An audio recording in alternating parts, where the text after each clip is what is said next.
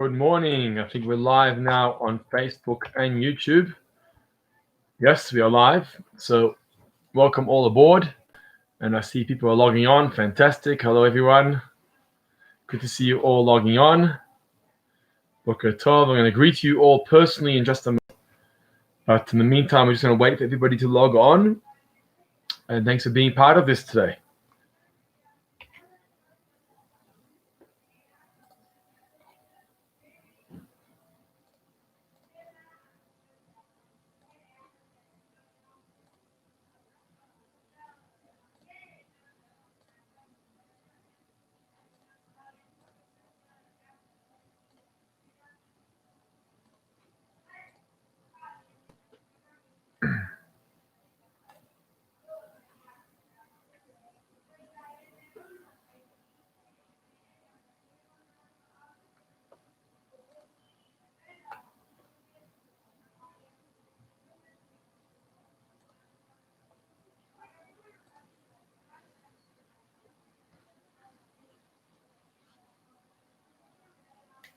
Okay, let me welcome everybody here first of all. Before we get going, as we every morning, I'm going to greet those who have greeted us.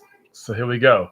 Good morning to Shirley Feldman and Helen Feinstein and Bernice Krause and Anne Hack and Hilton Sawitsky and Sherilyn Diamond, Eleanor Kotkas, Dennis Solomons, Aline Udelovitz, David Ginsberg, Norman Stein, Shalom Trieger, Michael Stein. Welcome back, Michael. Lipworth, Felicia Jenks. Great. That's all on Facebook. Now on YouTube, we got Raylene and Stan Brask, Stephen Herr, who's asked us to dedicate this to Esther Moshe, his mother, Eva Walpert, Ronnie and Eleanor Kotkas. So we're sharing YouTube and Facebook today. Manfred Kalmik, David Seif, I'm happy you got through. Fega Sega, good morning. Brian Olwen, good to have you online. And before I begin, I'd like to dedicate today's shir to the memory of Aryeh ben Mordechai, and we thank Rochelle Raff and family for sponsoring today's shir in memory of Rochelle's father, whose yahrzeit is today. And it's an appropriate way of commemorating a yahrzeit by giving tzedakah as well as having Torah learning in his memory. So we keep the neshama alive through the acts of tzedakah as well as the learning that we're currently learning today. So well done to Rochelle. Thank you very much, Aryeh ben Mordechai. We have him in mind. Thank you all for joining. We've got a fantastic crowd here this morning. Always good. Fresh. Lionel Rubin, good morning. Robert Levy, Shabbat Shalom. Ian Clemenson, good to see you here. And we got a great crowd. Marlene Sher, Boker Tov. Thank you for being here with us this morning. Right, so let's get going. Let's get going. As we head towards the end of the week, and not just the end of the week, but it's the end of the book of Bamidbar, the end of the book of Numbers, which is an exciting conclusion. Every time we finish the parsha, it's an exciting time when we finish the book of Bamidbar. Hi, Larry Cohen, good morning, and Shelley Smith, good morning. Fantastic, beautiful. Got close to 40 people, 40 profiles. That means we're headed towards 50 here. So let's keep this going. Wonderful to have you all here.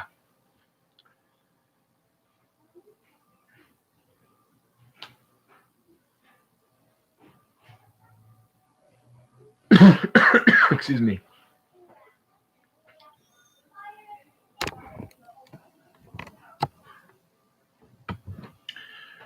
So the famous question that's asked on this week's parsha, which I think has a powerful, powerful message. Morning, Jaime and Linda. Thanks for joining us. A powerful message is regarding the name of this week's parsha. This week's parsha is Mas'eh. And Mas'eh, well, the second half of the parsha. And Mas'eh means the journeys of. These are the journeys of. We learn about 42 journeys of the Jewish people as they are traveling through the desert. Morning, Jason Shapiro, live from Cape Town. We've now gone national, friends. We've now gone to Cape Town. Good to have you online with us, Jason. We have over 40 viewers here between Facebook and YouTube right now live. live. So thank you for joining. Donald Lovitz, good morning. Thanks for being here on YouTube. So the verse says that these are the journeys of the Jewish people. Maseh b'nei Yisrael, the journeys. And the famous question is, why journeys? How many journeys did it take for the Jewish people to leave Egypt? To leave Egypt takes one step over the border of Egypt to leave Egypt. So it shouldn't say, and these are the journeys of the Jewish people out of Egypt, because there weren't journeys out of Egypt. There was one journey out of Egypt. And here we have the powerful message which the rabbi shared with us, and that is that Egypt is not a geographical in this context. Egypt is a spiritual space. It's an emotional space. It's an intellectual space. Because we get locked in to our own Egypts. We get locked in and confined to a certain way of life. This is who I am, and that I can't change. So we all have our own mini Mitzrayims. And by the way, we don't just have one Mitzrayim, multiple Mitzrayims, Egypts. And as I get out of one, I go into the next. And as I get out of the next, I go into the following one. That's Mitzrayim. And what the Torah is telling me is that everyone has to keep on journeying. As the line goes, keep on walking. One can never say that we've reached destiny. We've got to where we're supposed to be. We've reached our goal. That doesn't happen. If you reach your goal, then you don't need to be alive in this world. Obviously, if you're still alive in this world, that means you have a purpose to play, a role to play. And that role is in your own, for example, people often ask me, how does God judge the righteous and judge the others? How are we all judged? And the answer is we're actually all judged individually. We're not judged the same as everybody else. I'm not going to be judged as you, and you're not going to be judged as me. Each one of us is judged on our own. Why? Because we have our own Mitzrayims. We all have our own Egypts. And we have our own Egypts. And it's our personal Egypts that we need to go through. And when we go through our own Egypts, that's how we overcome our challenges. So my Mitzrayim is not your Mitzrayim, and your Mitzrayim is not my Mitzrayim. So each one of us has our own journey. Each one of us has our own journey that we go through in life. And that's how we're judged. We're not judged based on what did somebody else do? Or what am I doing, what someone else doing? Right? We're judged based on myself, on my own journey, on my own circumstances, on my own Egypt. And how I deal with that. How do I overcome that? How do I deal with that? How do I get out of that? That's how God judges me.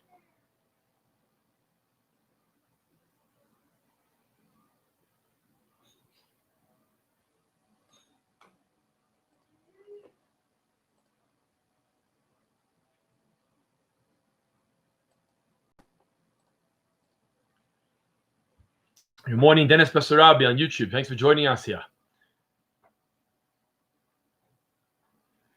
And that's why we're very quick to lock ourselves into a certain lifestyle and say, well, if my friends are doing this, then I can do this. If my family is doing this, then I'm fine where I am. We don't like to push ourselves. We don't like to break through boundaries. And we sort of become complacent. So that's the social environment I'm in, or that's the shul, or the congregation, or the community. And everybody's there. So if everybody's there, then I'm there too. It's not the case, because each one of us goes through their own journey. And that's why so many people inspire me. People who don't come from religious backgrounds. People who didn't grow up in a religious home like myself. People who grew up in a traditional home or a secular home, or a home of parents who were finding their way when it came to Judaism. They inspire me. Why do they inspire me? Because the journey they take is inspirational. Because even though me and them may be very different, and our backgrounds and upbringing may be very different, that's okay. If each one of us, the common denominator needs to be that we're aspiring for more. That's the common denominator. If we're aspiring for more, if we're looking to take one step forward, that's what it is. One step out of Egypt. That's all. One person steps out of his Egypt, and one person steps out of his Egypt. And that needs to be our mindset, that the moment we have hesitation or doubt, can I do something? Am I up to it? That's the moment. That's the deciding moment. What do you mean, can you do it? Are you up to it? Absolutely you are. The Yetzer Hara, the evil inclination, the demon inside, whispers in our ear and says, nah, this is not for you. That's pushing yourself beyond your boundaries. You can't do that. No, that's not comfortable for you. That's the moment we're going to pounce and say, no, I see this as a restriction. I see this as a limitation. I see this that I need to break through my Mitzrayim and take that next journey. And if we do that, then we're traveling, and then we're walking, and then we're growing. And this isn't only in spiritual matters or religious matters or Jewish matters. Hi, Moritz Walker on YouTube. Good to see you. This isn't just in the spiritual or the Jewish. It could be in any area. You know, runners have the same attitude. In running, you got to overcome your next distance. And the moment you get through one distance and you sort of get used to it, you then push yourself into another distance. That's how you become a professional runner. The same thing with dieting. You know, if you want to diet, you initially start with a small diet, and then you take on extra responsibilities in dieting. That also happens. So the message is clear. Mas'ei B'nai Yisrael. It's the journeys of the Jewish people out of Egypt. I just want to pause here for a moment before I continue to welcome you all here for another session of daily learning and lockdown inspiration. If you've just logged on, well, welcome. Put your names in the comments, show us and greet us so we can greet you back. If you have any questions or comments, feel free to post them. And those of you on Facebook, just like this video if you don't mind, and press share. And that way we get the word out to many more people when you share that video to your profile. I was thinking to myself, you know, it's a parsha, it's a double parsha this week. And so let's look.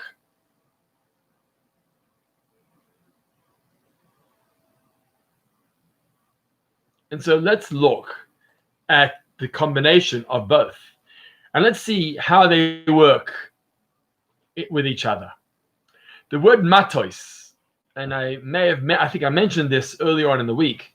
For those who are online with us, the matos means, and these are the tribes of Israel. These are the tribes of Israel.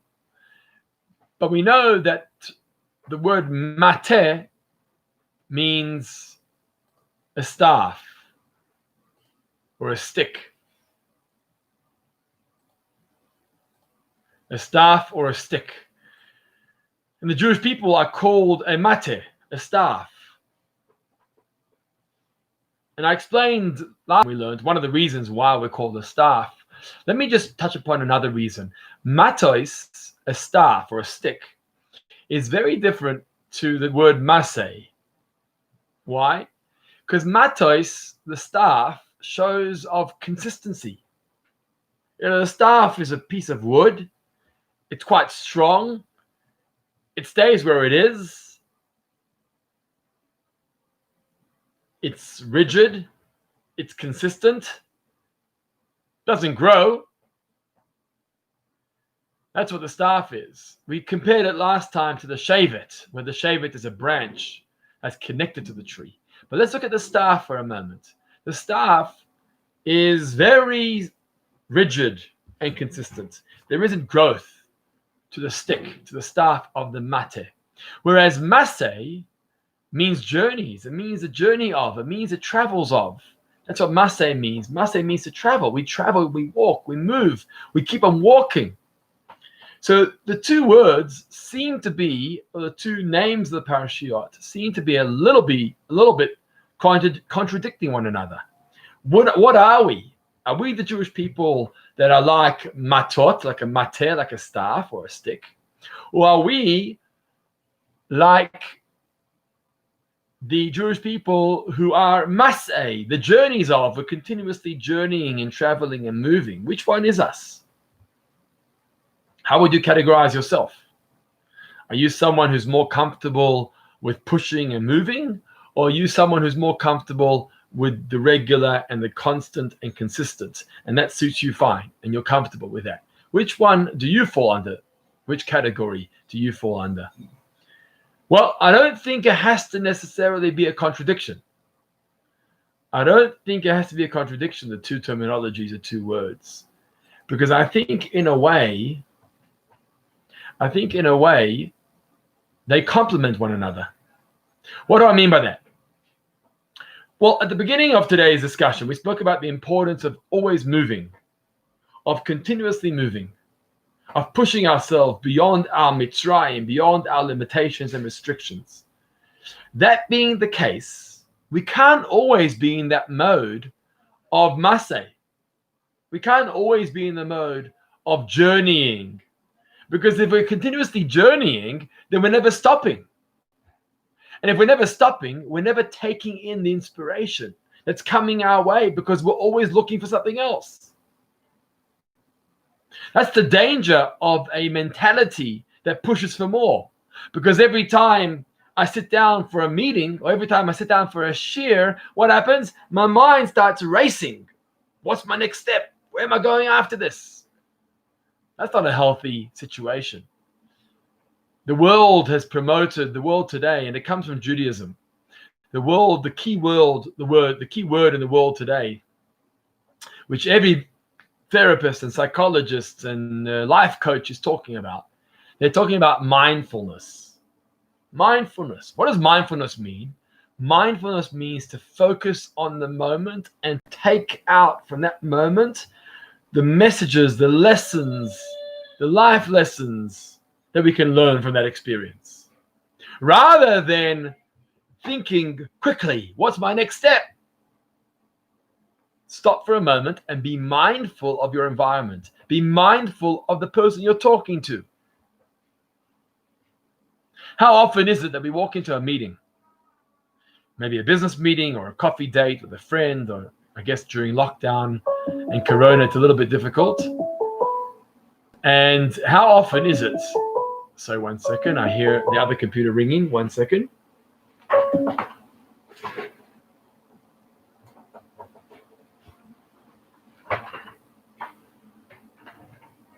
So how often is it that we sit down for a meeting with a friend and already we start planning? Okay, I've got half an hour because in half an hour I need to get up and go to my next meeting. And so we better hurry up because I've got to move on to my next meeting in half an hour. In half an hour, I got to go. You know, I sit down to a shiur. I sit down to a shiur, 10:30 online shiur, and my mind starts racing. I'm talking to myself as I'm talking to you. My mind starts racing. What am I going to do at the end of the shiur? What's my next on my agenda to do at the end of the shiur the next time around? Sometimes this maseh mentality, this journey, and the world of today is one of accomplishments and high aspirations. The world has pushed us. The world of technology, the world of science has pushed us and motivated us to really look for more, strive for more, aim for more all the time. But the risk of that is that we can't even talk straight to somebody. We can't sit in a meeting and focus on each other. We can't sit with our spouse without worrying about what my next step is going to be. And that's where the first parasha comes about. The first parasha this week is Matot. And Matot means a staff. A staff is rigid. It's stiff. Right? A stiff staff. It's rigid. It's set. It's set the way it is. And sometimes we need to be the same. We need to have consistency as well. Not just the aspiration of wanting to grow and wanting to accomplish and wanting to leave Egypt. Not only that. We also have to be able to stop, pause, and connect. And be mindful of the experience that we're going through. And take in whatever messages and lessons we can learn from that experience. That has to be the case too. I'll just pause here for a moment, and I want to welcome everybody who's online with us. We've had a great participation here. We got close to 40 viewers between Facebook and YouTube. So thank you for joining us. If you are logging on or you're just listening to us now, just share your greetings. We want to see who's here. Let's touch base. If you have any questions, let us know too. I want to give you another example of where this balance comes into play. The balance between matot and maseh, between focusing to a rigid and consistent schedule, to maseh, which means journeying and growing, all the time. And I think the same thing can apply to, for example, prayer. Let's use prayer as an example, right? So when it comes to praying, we know that our forefathers, Abraham, Yitzchak, and Yaakov, are the ones that gave us tefillah. They gave us the structure of davening. Abraham gave us Shachris, Yitzchak gave us Mincha, Yaakov gave us Mariv, and so we have 3 tefillahs thanks to the forefathers of Abraham, Yitzchak, and Yaakov. And many people complain, and they say, well, why is Judaism so rigid? Why is Judaism so limiting? Why must we follow Shachris, Mincha, Mariv of the forefathers? I just want to do my own thing. I want to pray to God in my own way. Why must I pray the way that the rabbis want me to pray, or the way that our forefathers want me to pray? Why can't I pray the way I want to pray? It's a good question. It's a fair question. We have to discuss this. So the first thing is that the forefathers gave us structure, because God said that anything that comes without structure doesn't really work. We know ourselves, hey? Try and work on your business without structure. Very difficult. You know, one day you do work, one day you don't work, 1 hour you're working, 1 hour you're not working. You're not going to be very productive in your work. The moment you have structure, you have a schedule in place, that's how you're going to be productive in working. I work from 9 to 12, I work from 9 to 5, or whatever the case may be. As long as you have structure, you can accomplish what you want to accomplish. And the same thing is with davening too. Imagine if we had no schedule whatsoever. And there were times like that when there was no structure.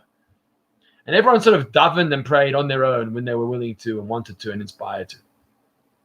That's not great. Because one day you'll do afternoon, one day you'll do morning, one day you'll do nothing. I know me. If I didn't have Shachris, Mincha, Mariv, I don't know what I would do. And I think that the forefathers were quite clever because they knew there'll be a time when there's so many distractions. If I didn't have Shachris, Mincha, Mariv, I'd get so distracted by YouTube and Facebook and WhatsApp and email and this call and that call. There's so much going on in my life.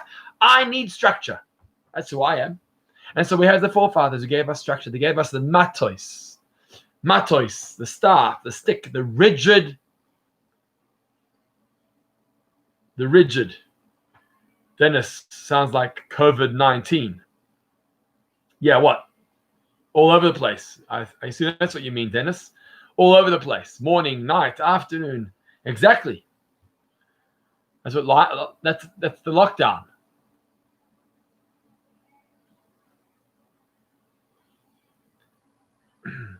But that's why we have to have matos. Matos is the staff, the stick that God has given us. But together with that, we can't just rely on that because that's just too rigid. We're all the same. We all pray the same, daven the same, say the same. Yeah, exactly. No structure in COVID-19. Exactly. That's why the rabbi saw this. This rabbi said, you got to have structure to your day. We're going to give you the matos, the staff, the stick, which is going to keep rigid, morning and afternoon and evening. And they even said more than that. You got to have set times for learning. So now, for example, every day, 10:30, we've been learning. It's almost been 4 months of these daily morning sessions. And you guys have been great logging on every morning like this. It's fantastic. That's called structure. But then there's got to be a personal touch too. And that personal touch is a must say. Don't govern yourself only by this.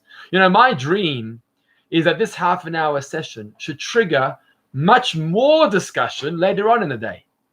So that husbands and wives can discuss these topics with each other. Are you a rigid guy or are you a flexible guy? Are you stuck in your ways? Are you continuously looking to grow? We can have these conversations, husbands and wives. Are you mindful and more focused? And you're all over the place. Your mind wanders everywhere. And you focus well and you're focused and you're mindful of the situation. Everyone's got their pluses and minuses. Everyone has to learn from each other. So my dream is that these half an hour sessions should trigger a lot more discussion later on. So we have the rigid structure, the 10:30, and then we learn more. Stan says, but we do. Stan, what do you mean by that? But we do on YouTube. What do you mean, but we do? So the half an hour discussion is the structure, And then we all start discussing it and talking about it. And that's where the personal touch comes in, the masay, the personal journey that I experience on my own, with my spouse, with my family, etc.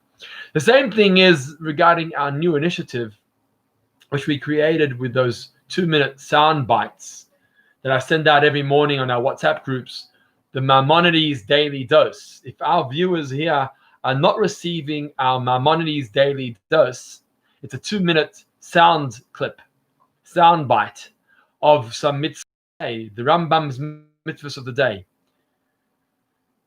Stan Brass says we debate and discuss at length after your shir. That's great. That's exactly the point. So we have a structured conversation now. Rabbi speaks and we comment here and there. And then afterwards, we break out into a personal discussion between husbands and wives and families. Getting back to my 2-minute sound bites. So we've created this new initiative called the Maimonides Daily Dose, which we share a 2-minute sound bite of the Rambam's mitzvah of the day. If you haven't yet joined our WhatsApp group for the Maimonides learning, then please let me know and I'll add you to the group. You can put your names now in the comments. We've done this before. You put your names in the comments, I'll add you to our group, and you'll be able to get the 2-minute sound bites of the Rambam's Daily Dose. Now, the goal of those 2-minute sound bites is very structured. Every day, there's another WhatsApp, one WhatsApp on the group, to comment and an audio file that goes out once a day, structured, once a day for 2 minutes. Please add me. Sure thing, Dennis. Done. It's a 2-minute video. It's a 2-minute clip once a day. And it shares with you the mitzvot of the day. It's about 3-4 mitzvot per day that the Rambam lists. Now, the point of that is, on the one hand, we have the matter. It's the staff. It's the rigid shear, right? The 2-minute sound bite. But the goal is to use that 2-minute sound bite and discuss it and unpack it and debate it. That's the purpose of it. You want to understand, what does this mitzvah refer to? What does that mitzvah refer to? And that's good. And each one of us will unpack it in a different way. Michael Stein, got that. Excellent. Thank you. Michael and Dennis, you're in. Fantastic. So the 2-minute discussion, you come home to your spouse and say, now let's elaborate this. And the way you're going to elaborate it is not the same way you're going to elaborate it, or I'm going to elaborate on it, because that's the masay, the journey. And so this week's parsha is actually a beautiful balance of both. Normally, we lay in the parashiyot separately. First matot and then masay. Today, we have it combined. The last thing I want to mention is that we finished the book of Numbers, of Bamidbar. And we say the words chazak, chazak, v'nit chazek. Although we don't formally say it now because we're not laning, we're allowed to say the words chazak, chazak, v'nit chazek, but it's not a formal declaration as it normally would be when we lane from the Torah. Chazak, chazak, v'nit chazek. It's 3 times. First of all, there's a chazaka. We know what a chazaka is. It's called a hat trick, right? Chazak, chazak, v'nit chazek. It's 3 times chazak. So that's important. But the point is, v'nit chazek means, and we should be strong. Chazak be strong, and we shall be strong. So the chazak means, I'll be strong. Chazak means, you'll be strong. V'nit chazek, and we'll be strong together. Because when we're united and when we're connected, we are stronger than anything that comes our way. And that's why we have these gatherings, these shiurim. Because when we do things together and we inspire each other and motivate each other and help each other and grow, each one in our own unique way, that's okay. But because we're strengthening each other, v'nit chazek, we're doing it together, we end up being stronger and stronger. That's the power of a kehillah. That's the power of a congregation, a community. That's the power of a communal shir like this, with over 40 of you online for the last half an hour between YouTube and Facebook. That's powerful. And we do it together, v'nit chazek. So let's keep on strengthening each other. We're going to be joining online this afternoon at 4:15 for a pre-Kabbalat Shabbat. It's an hour before Shabbos. Candle lighting is 5:16 this evening. So we'll be joining together at 4:15. Join us. We'll have a sing-along, some davening, some special guests. Simcha Leiner is a very big international musical hit. and Chief Rabbi of Munich, Harav Brodman, who was once in Cape Town, will be joining us as well. So that's at 4:15 this afternoon. If anybody else would like to join that Maimonides Daily Dose WhatsApp group, again, it's very limited, once a day, a 2-minute clip. You can send and I'll add you to the group. In the meantime, wishing you and your families a Shabbat Shalom. And may we keep safe and keep sane and keep spiritual. And I look forward to seeing you back here online Sunday morning, 10:30 a.m. Facebook Live, YouTube Live, whatever you want, live. Just be live. Be live. If you're alive, you're welcome to join us on Facebook or YouTube. Have a wonderful, wonderful Shabbos, a Shabbat Shalom. And thank you all. It's the end of another beautiful week. Let's celebrate. Let's enjoy. And again, we wish long life. Discussed it with my grandson, Michael. Good. And we wish long life to the Rath family. Thank you for sponsoring. If anybody would like to sponsor learning Shiurim in the future, you're more than welcome to contact me. Shabbat Shalom.